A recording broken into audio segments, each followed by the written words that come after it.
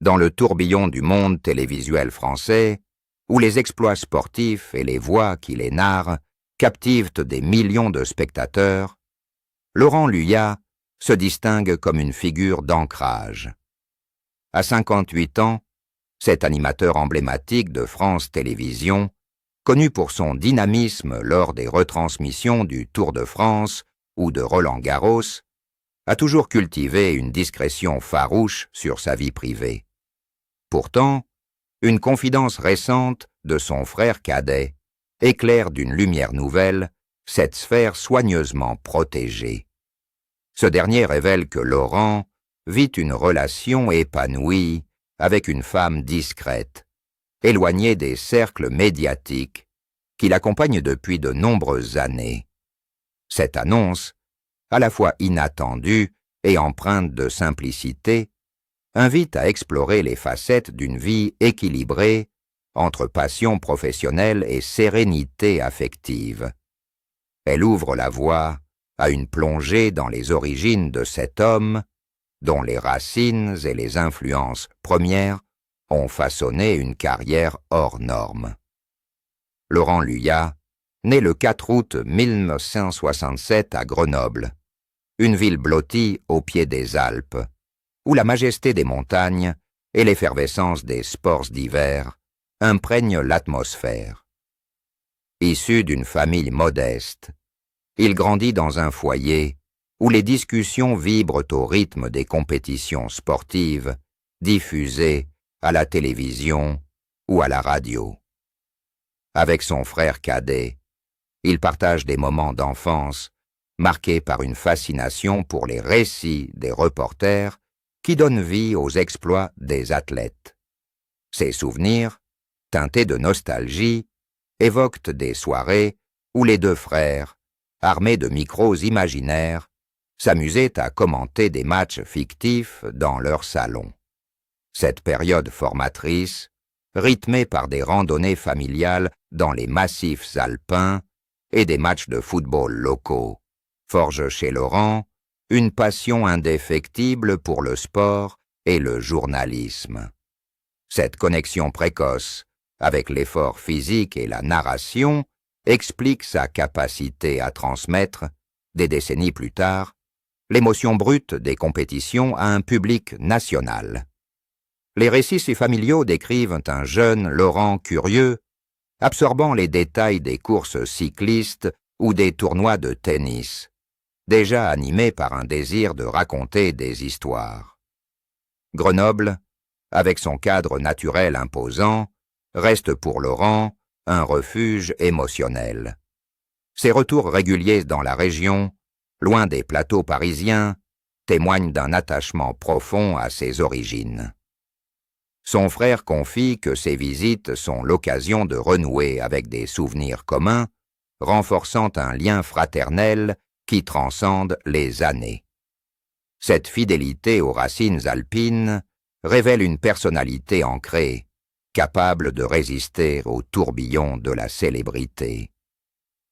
En analysant cet ancrage, on perçoit comment les valeurs de persévérance et de loyauté, inculquées dès l'enfance, ont permis à Laurent de construire une carrière durable tout en préservant un espace personnel intact. Cette solidité, forgée dans les montagnes, se retrouve dans son approche professionnelle, où il navigue avec aisance les aléas des directs sous pression, et dans sa vie intime, où la constance affective joue un rôle central.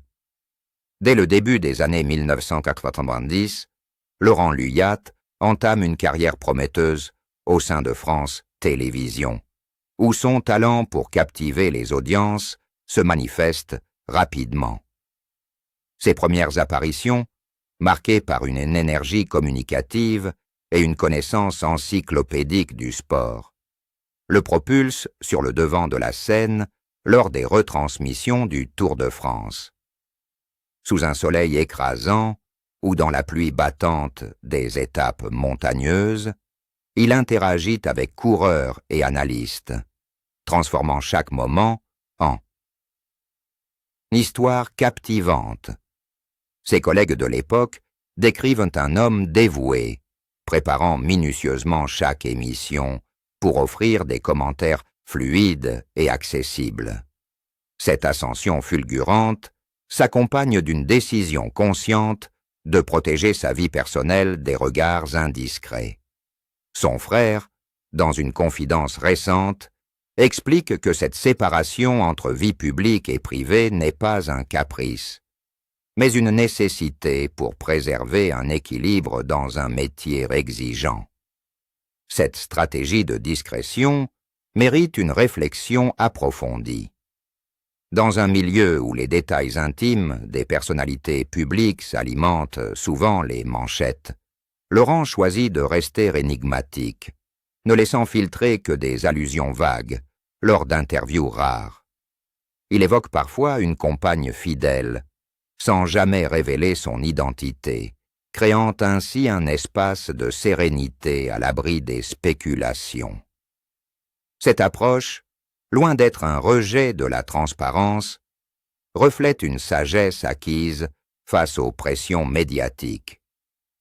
Des témoignages de proches soulignent que cette femme, extérieure au monde du spectacle, apporte un soutien discret mais constant, permettant à Laurent de se consacrer pleinement à sa carrière. En analysant cette dynamique, on observe une maîtrise rare de l'image publique, où la crédibilité professionnelle reste centrée sur le talent et non sur les rumeurs.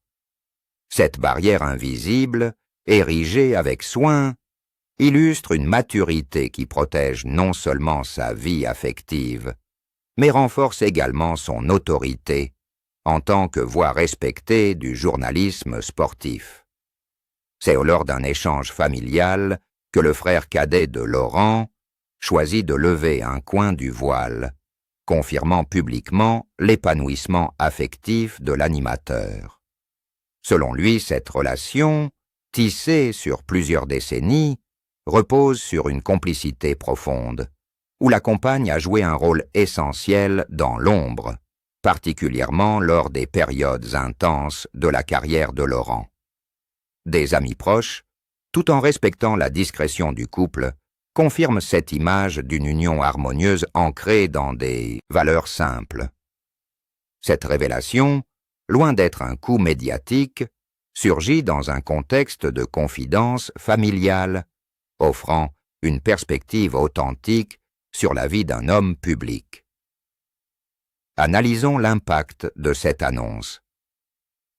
À 58 ans, Laurent semble avoir atteint un point d'équilibre où les défis professionnels, comme les longues journées de direct ou les critiques occasionnelles, sont tempérés par une stabilité émotionnelle.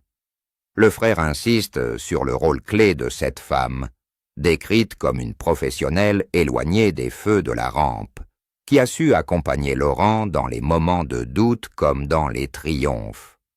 Cette dynamique contraste avec les relations souvent éphémères du monde médiatique, où les projecteurs amplifient les ruptures. En décrivant des moments partagés, comme des soirées tranquilles ou des escapades en montagne, on perçoit une relation ancrée dans l'authenticité. Cette confirmation fraternelle humanise Laurent, rappelant que derrière l'animateur charismatique se trouve un homme dont les joies simples, un dîner partagé, une promenade, nourrissent une sérénité rare. Cette révélation, équilibrant confidences et retenues, renforce l'image d'un couple solide, défiant les clichés des romances médiatisées. Loin des plateaux télévisés, la vie de couple de Laurent Luyat se construit comme un refuge, patiemment bâti au fil des années. Sa compagne, une femme évoluant dans le secteur de l'éducation, croise son chemin dans les années 1990 lors d'un événement communautaire à Grenoble, bien avant que la notoriété ne devienne un compagnon constant. Leurs premiers échanges, centrés sur des passions communes comme la randonnée dans les Alpes ou la découverte de la littérature contemporaine, posent les bases d'une relation durable. des proches décrivent un couple qui, malgré les contraintes d'un emploi du temps médiatique, a su cultiver des moments précieux, des escapades dans les villages provençaux, des soirées à lire près d'un feu de cheminée, ou des discussions animées sur l'actualité culturelle. Ces instants, bien que rares, en raison des engagements professionnels, sont le ciment d'une union résiliente. Les défis de cette relation ne sont pas anodins. Les absences prolongées de Laurent, notamment lors des 3 semaines du Tour de France ou des tournois de tennis internationaux, imposent une organisation méticuleuse.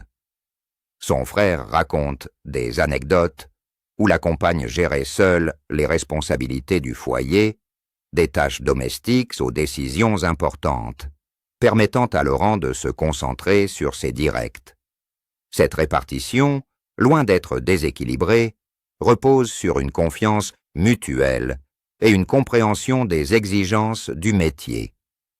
Des experts en relations de couple pourraient analyser cette dynamique comme un modèle de résilience, où l'acceptation des contraintes professionnelles renforce, plutôt qu'elle n'érode le lien. Les récits familiaux évoquent également des efforts conjoints pour préserver des rituels, comme des appels quotidiens pendant les déplacements ou des week-ends prolongés dans des refuges alpins, qui maintiennent une proximité émotionnelle. Cette femme, décrite comme pragmatique et indépendante, apporte une stabilité qui contrebalance les incertitudes d'une carrière exposée. En explorant ses coulisses, on découvre une relation où les petits gestes, une lettre manuscrite glissée dans une valise, un plat préparé pour un retour tardif, deviennent des piliers d'affection. Cette discrétion, qui caractérise leur approche, permet à Laurent de rester fidèle à ses valeurs, offrant un contraste saisissant avec les relations médiatisées, souvent marquées par l'éphémère. Cette solidité se manifeste aussi dans des choix de vie communs. Le couple, selon des confidences, privilégie des expériences authentiques, comme des voyages en Italie pour explorer les musées, ou des engagements bénévoles dans des associations locales. Ces activités, loin des caméras, reflètent une volonté de construire un avenir commun basé sur des valeurs partagées. En analysant cette dynamique, on perçoit comment la compagne, par son ancrage dans un univers non médiatique, offre à Laurent une perspective extérieure, un antidote aux pressions de la notoriété. Cette complémentarité, où chacun soutient les aspirations de l'autre, illustre une maturité affective rare, capable de surmonter les tempêtes du quotidien, tout en préservant une intimité sacrée. La révélation de cette relation épanouie, confirmée par le frère de Laurent, ne passe pas inaperçue dans les couloirs de France Télévisions. Depuis plus de 30 ans, Laurent incarne une voix fiable du journalisme sportif. Et cette nouvelle renforce son image de figure équilibrée, capable de naviguer entre les exigences d'une carrière publique et les besoins d'une vie privée épanouie. Des collègues notent une évolution dans son style à l'antenne. Ses commentaires, notamment lors des récentes éditions de Roland-Garros, gagnent en chaleur humaine, comme si cette sérénité personnelle se traduisait par une connexion plus profonde avec le public.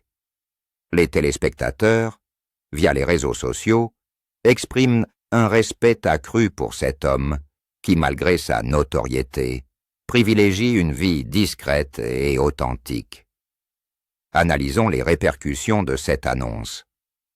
Dans un paysage médiatique où les détails personnels deviennent souvent des marchandises, la stratégie de Laurent, une ouverture mesurée via son frère, évite les pièges du sensationnalisme.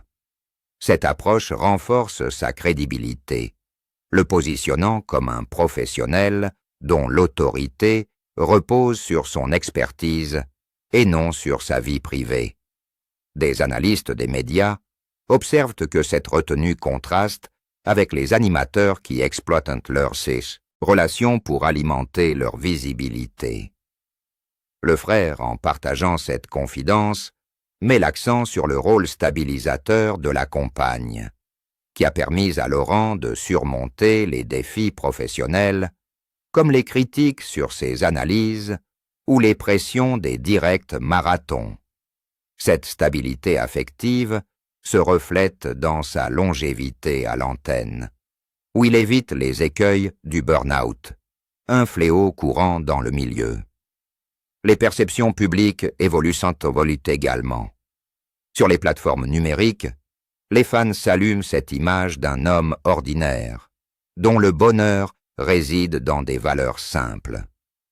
Des commentaires recueillis sur les réseaux sociaux soulignent une admiration pour ce modèle d'équilibre, où la réussite professionnelle coexiste avec une vie personnelle épanouie. Cette révélation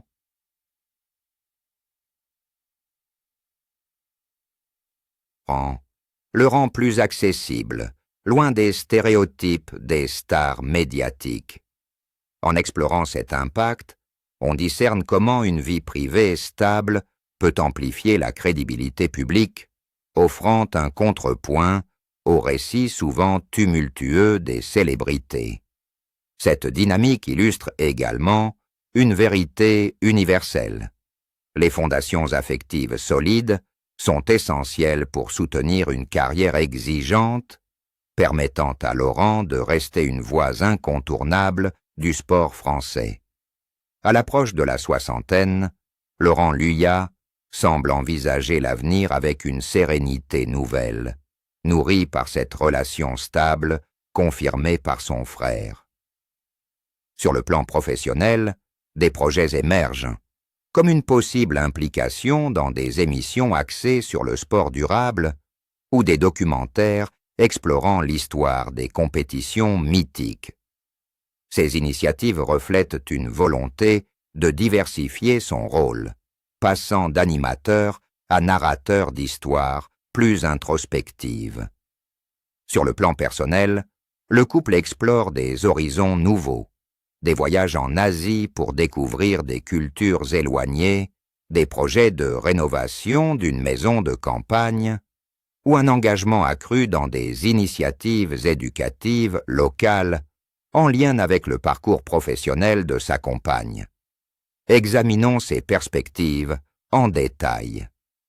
Cette phase de transition marque une évolution dans les priorités de Laurent, où l'expérience accumulée lui permet de redéfinir ses ambitions. Son frère évoque des discussions où l'animateur exprime un désir de ralentir, accordant plus de temps à des moments partagés avec sa compagne, comme des escapades dans les Pyrénées ou des soirées culturelles à Paris. Cette femme, avec son regard extérieur au monde médiatique, semble influencer ses choix, apportant une perspective qui valorise l'authenticité sur la performance. Des observateurs du journalisme sportif notent que cette stabilité pourrait inspirer une nouvelle génération de professionnels, montrant qu'une carrière durable repose sur un équilibre entre vie publique et privée. Les récits familiaux décrivent également des projets de retrouvailles élargis, où Laurent et son frère planifient des moments avec leurs proches, renforçant les liens qui ont toujours été un socle. Ces initiatives, comme des week-ends dans les Alpes ou des engagements associatifs, reflètent une volonté de laisser un héritage au-delà des plateaux télévisés. En analysant ces aspirations, on perçoit une maturité qui transcende les succès éphémères, positionnant Laurent comme un modèle de résilience. Cette vision de l'avenir, enrichie par des descriptions vivantes de moments partagés et des projections sur l'évolution du journalisme, illustre une harmonie entre ambition personnelle et professionnelle, soutenue par une relation qui agit comme un ancrage. La confidence du frère de Laurent Luyat ouvre une réflexion plus large sur la gestion de l'intimité dans le monde médiatique. À une époque où les réseaux sociaux amplifient chaque détail personnel, l'approche discrète de Laurent, validée par une annonce familiale mesurée, interroge les normes actuelles. Comparée à d'autres personnalités publiques, dont les vies privées deviennent des spectacles, cette retenue apparaît comme une stratégie de préservation, tant pour la santé mentale que pour la crédibilité professionnelle. Approfondissons cette réflexion. La décision du frère de partager cette information, loin d'être un acte impulsif, reflète une volonté de humaniser Laurent sans l'exposer à une surmédiatisation.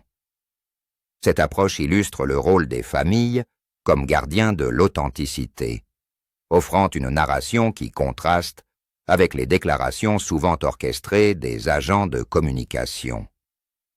En comparant avec des cas où les révélations personnelles ont alimenté des controverses, on mesure l'efficacité de cette discrétion.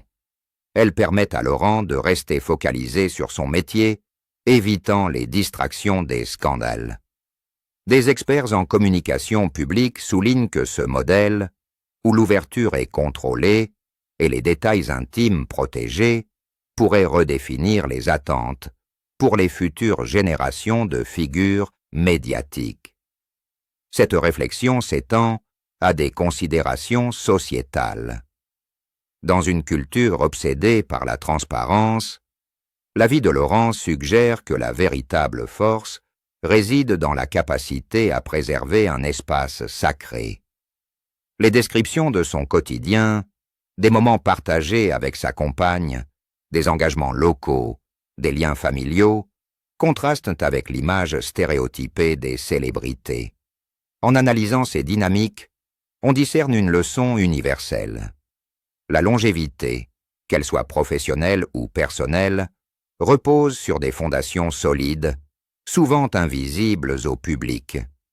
Cette histoire, enracinée dans une simplicité assumée, invite à repenser la manière dont nous percevons les figures publiques, valorisant l'authenticité sur l'exposition. Que pensez-vous de cette révélation sur la vie de Laurent Luyat? La discrétion des personnalités publiques renforce-t-elle leur aura? Ou une transparence accrue est-elle préférable pour connecter avec le public? Partagez vos réflexions dans les commentaires.